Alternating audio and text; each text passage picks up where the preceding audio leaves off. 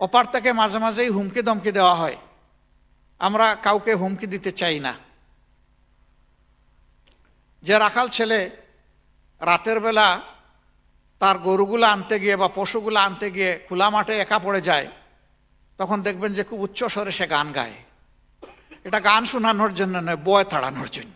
কে পালিয়ে যাওয়ারা উকি ঝুঁকি দিচ্ছে, মাঝে মাঝেই গল্প শোনায়, এই বুধে এসে গেলাম। যে মানুষ ডেইলি একবার বলে আমি আত্মহত্যা করব, ও জীবনেও আত্মহত্যা করে না।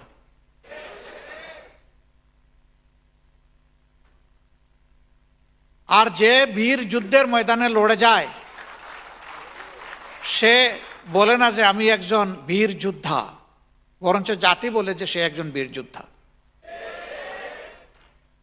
এত সাহস তাহলে গেলেন কেন?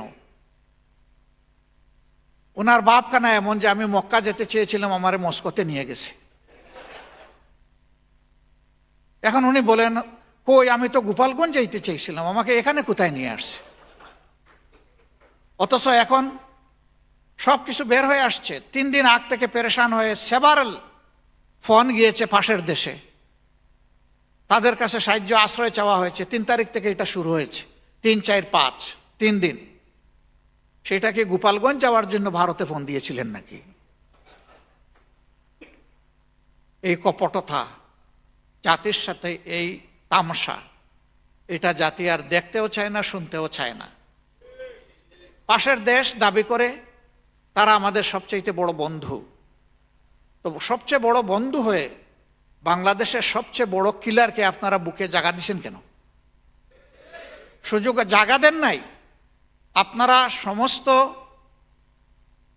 কূটনৈতিক শিষ্টাচার এবং 2 রাষ্ট্রের পারস্পরিক সম্পর্ককে বুড়ি আঙ্গুল দেখিয়ে তাকে ইন্টারন্যাশনাল জার্নাল কোয়ালিশনের সামনে আপনারা হাজির করে তাকে বক্তব্য রাখার সুযোগ দিয়েছেন।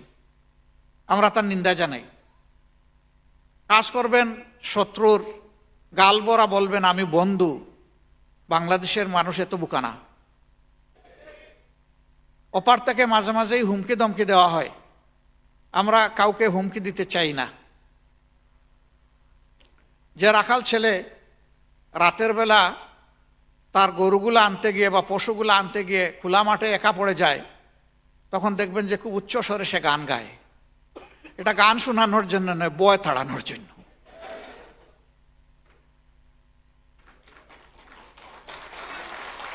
আমরা ওই গান শুনতে চাই না। এদেশে ফেসিবাদকে বিদায় দেওয়া হয়েছে। আমরা নতুন কোনো ফেসিবাদ আমরা দেখতে চাই না। তবে ফেসিবাদ একটা ভাইরাস, এটা কোনো ব্যক্তি নয়, ব্যক্তির গায়ে বসে। এটা এই ভাইরাস যাকেই পাবে তাকে ফেসিবাদী বানায় ছাড়বে। তাহলে কথাটা ভুল। ফেসিবাদ বিদায় নেয় নাই, ফেসিবাদীরা বিদায় নিয়েছে। ফেসিবাদে আক্রান্তরা বিদায় নিয়েছে।